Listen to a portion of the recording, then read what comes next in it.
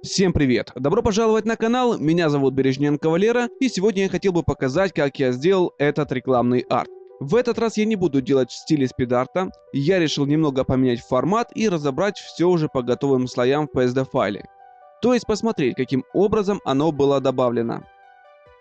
В общем, давайте приступать, и изначально я покажу эскиз этой работы, который я набросал заранее.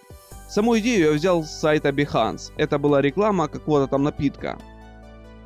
Мне идея зашла, и я решил сделать что-то подобное. И начал я с того, что добавил верхнюю плоскость. Затем я еще создал две дополнительные плоскости, то есть боковую и нижнюю. Тем самым получился куб.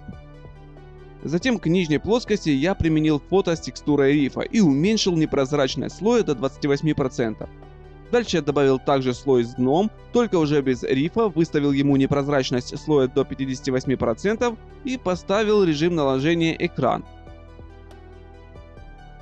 Затем я добавил два слоя с камнями. Естественно, по маскам я убрал лишнее и сделал их более прозрачными. Потом добавил пузырьки. Этот слой я выставил в режиме наложения перекрытия и добавил ему корректирующий слой уровней. И в них немного подтянул контраст. После я добавил слой с белой заливкой по выделенной области. Таким образом я попытался сымитировать стекло. Затем я добавил тень и боковые грани. Если увеличить, то их становится видно. Ну что, свернем папку под водой и перейдем к папке над водой. Здесь к нашей плоскости я добавил слой с морем как обтравочную маску. Единственное, что во время процесса создания картинки мне пришлось объединить слои с морем и островом. Но я все сохранил в отдельном файле, поэтому давайте посмотрим на него. Примерно так это все выглядело. Единственное, что вот эти части острова были взяты с этого куска. Я их постарался аккуратно подогнать и затем уже объединил. Возвращаемся назад. Здесь я добавил еще слой с морем в режиме наложения мягкий свет и немного скорректировал его по цвету. Затем я добавил скалу и растительность на ней.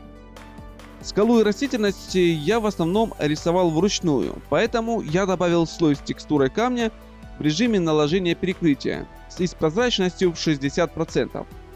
С помощью корректирующего слоя я подогнал его по цвету. Ну и в принципе я сделал все то же самое с правой стороной.